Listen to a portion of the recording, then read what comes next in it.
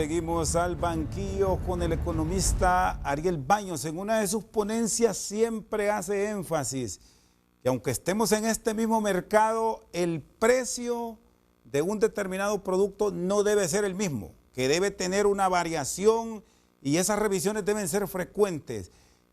¿Qué se capta con eso? ¿Qué beneficios trae para el productor estar con esos cambios frecuentes? Bueno, es interesante lo que comentabas, Rosendo. El precio no debería ser igual para todos los clientes. ¿Y por qué razón? Porque lo que yo vendo, lo que una empresa vende, no es igual de valioso para todos los clientes. O sea, para algunos clientes yo soy Messi, soy el mejor y el precio está fuera de discusión. Y para otros clientes soy uno más de los tantos que hay en el mercado. Entonces, aunque mi costo haya sido igual, mi precio no tiene por qué serlo. Yo tengo que reflejar en mi política de precios esas diferentes valoraciones y cobrar distintos precios. Pero cuidado, que no se malinterprete. Esto no quiere decir que voy a cobrar según la cara del cliente o según lo que se me ocurre. Significa que a través de una política clara, transparente, yo voy a definir a quién le voy a dar descuentos y a quién no. Y a aquellos que le voy a dar descuento, no es que le voy a dar descuento porque sí, porque se me ocurrió, sino que voy a tratar que ese cliente me demuestre que el descuento es realmente importante para él. Por ejemplo, si yo supiera que los clientes más grandes o las familias numerosas son aquellos que más necesitan el descuento, yo podría poner una condición de volumen para el descuento, ¿sí? Quien compre más de, no sé, 5 unidades tiene un descuento. Ahora, quien compra una sola unidad no lo va a tener. Entonces ahí, digamos, la estrategia para dar el descuento es que cumpla un volumen. O, por ejemplo, si yo sé que las personas que buscan más descuentos son aquellas que compran por Internet. Entonces podría ser un descuento solamente para la compra vía Internet. O aquellos que se descarguen un cupón de la página web de la empresa. Entonces yo pongo condiciones de manera tal que aquellos que realmente necesitan el descuento, aquellos que lo valoran, se van a tomar el trabajo de cumplir con esta condición. Y eso me permite que yo simultáneamente pueda tener distintos precios. Aquellos que no recortaron, que no bajaron el cupón o que no cumplieron el volumen, van a pagar el precio más alto. Aquellos que cumplieron las condiciones van a acceder al descuento. Y de esa forma, un mismo producto o mismo servicio, que a mí me costó exactamente lo mismo, lo puedo terminar vendiendo a distintos precios. Y eso para la empresa tiene un impacto enormemente positivo. Significa que yo puedo capturar mucha más rentabilidad y puedo adaptar mis precios a los distintos consumidores que hay en el mercado, que no todos tienen el mismo poder adquisitivo, no todos valoran igual mi marca, ¿sí? No todos estarán dispuestos a pagar lo mismo. Y este tipo de estrategias, que se llama segmentación de precios, seguramente todos, si piensan un poquito, estarán bastante familiarizados porque, por ejemplo, en otros mercados se usa mucho. En las líneas aéreas es uno de los mercados donde esto está más avanzado y más sofisticado. Si uno compra un pasaje para viajar en avión, cuando se podía viajar, ¿sí? Ese precio variaba mucho de acuerdo al día en el cual yo compraba el pasaje, si yo era cliente o no, si tenía tarjeta de millaje, si compraba solo la ida o la ida y la vuelta, un montón de factores que hacían que el mismo pasaje, el mismo asiento, con el mismo servicio, pudiera tener muchos precios diferentes. Entonces, esa es una política que utilizan las grandes empresas y que realmente está al alcance de cualquier empresa, de cualquier tamaño, y permite capturar mucha más rentabilidad. Eso se llama segmentación de precios y es una gran oportunidad en materia de estrategia de precios para todas las empresas. Y los mercados de estas economías en desarrollo que resultan un tanto más resistentes a estos cambios, percibe que los cambió la pandemia, que ahora sí vamos orientados a este tipo de estrategias. La pandemia seguramente va a acelerar todo esto porque, por ejemplo, el comercio online ha crecido mucho en América Latina, las ventas por Internet, a partir de este tipo de, hasta a partir de este suceso. Entonces, quizás sea una manera, Internet, para poder llegar a clientes donde a lo mejor están más preocupados por el precio. Internet en general es un mercado donde comparar precios es mucho más fácil, a diferencia del mercado físico, donde yo para comparar precios a veces tengo que desplazarme, ir, preguntar, eso implica tiempo. En Internet, con un solo clic puedo tener comparados un montón de propuestas distintas, puedo tener precios del exterior. Entonces, es un mercado mucho más competitivo en materia de precios. Entonces, en muchas ocasiones hay empresas que eligen Internet como el mercado para ser más agresivo por precio y reservan las tiendas tradicionales o los mercados físicos para aquellos clientes que valoran más la cercanía, el contacto cara a cara, que quieren tocar el producto, que necesitan verlo. Entonces ese cliente muchas veces está dispuesto a pagar un poco más por esa facilidad de acceso, por llevarse el producto inmediatamente y no tener que esperar a lo mejor una semana o 15 días para que lo entreguen.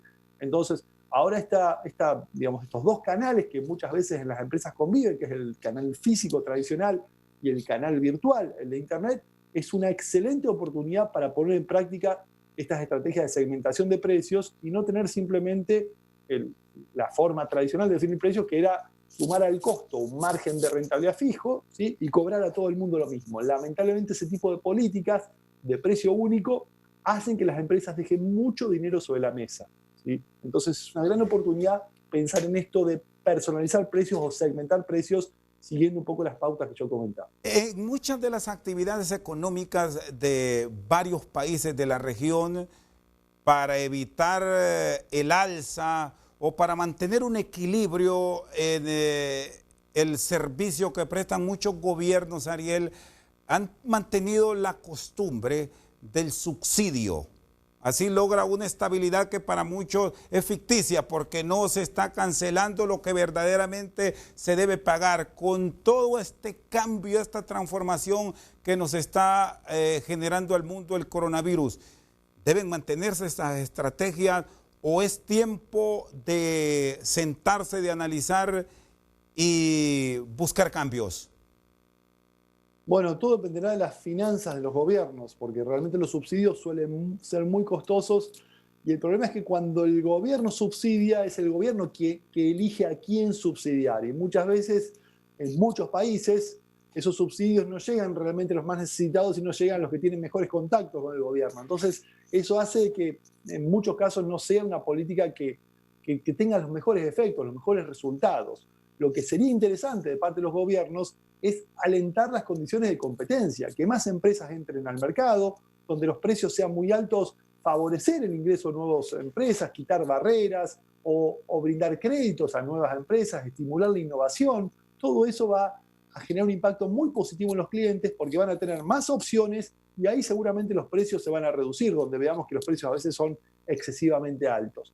Y el gobierno debería alentar la competencia, la innovación, el emprendedorismo, porque son mecanismos que terminan teniendo un derrame positivo en toda la sociedad, tanto en las empresas como también en los consumidores.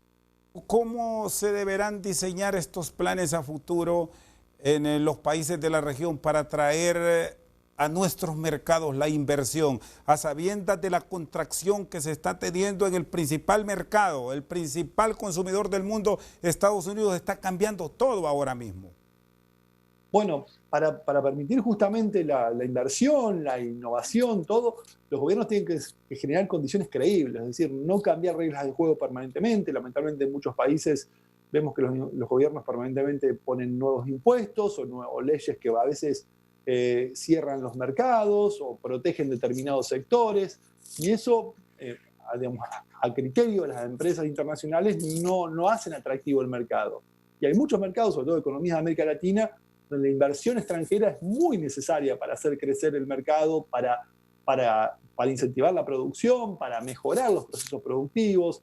Entonces los gobiernos deberían generar condiciones donde realmente resulte atractivo invertir, donde uno sepa de que el año que viene no van a cambiar las reglas del juego, sino que estas son reglas del juego de largo plazo, ¿sí? Donde la economía se puede abrir, ¿sí? Por las economías muy cerradas también generan que los precios internos suban mucho, pero no que mejore la calidad ni el abastecimiento a los clientes, sino que se generan precios artificialmente altos porque justamente no pueden ingresar importaciones u otras empresas. Entonces el gobierno debería generar condiciones de competencia para que realmente los consumidores puedan tener acceso a mejores productos y eso va a permitir que los precios, digamos, se acomoden, se nivelen y que haya empresas dispuestas justamente a invertir en el mercado. Porque esto normalmente pasa en América Latina, hay sus excepciones de la regla desde luego, pero es común ver que ofrecemos para atraer, pero luego se produce el cambio y sobre todo con los cuidados que se debe tener cuando entramos a actividades políticas, porque lo común es abrirnos, vengan, pero después viene ese cambio de reglas que asustan. Absolutamente, a veces pasa dentro de los mismos gobiernos o con el cambio de gobierno, donde tenemos a veces, alternamos gobiernos pro mercado con gobiernos más de economía cerrada y eso confunde mucho a las empresas, las atemoriza y no hace que las empresas inviertan, que no puedan hacer un plan a largo plazo, que no se animen a innovar, o a veces las mismas empresas locales, si están en un sector muy protegido, ¿sí?, prefieren quedarse con lo que tienen, no invertir más porque total no van a ingresar competidores externos porque hay aranceles muy altos o hay barreras a la importación, y eso termina perjudicando a los propios consumidores internos, porque tienen que pagar precios muy altos a nivel internacional por productos que quizás no son de gran calidad, porque quien los provee, quien los fabrica, quien los produce localmente, no tiene ningún incentivo a mejorar porque no tiene competidores. Entonces la competencia es muy sana desde el punto de vista que nos incentiva a invertir, a mejorar y a justamente ofrecer mejores productos y servicios a precios competitivos a los clientes. Está con nosotros en directo desde Rosario, Argentina, el economista Ariel Baños. Vamos a una pausa, ya regresamos.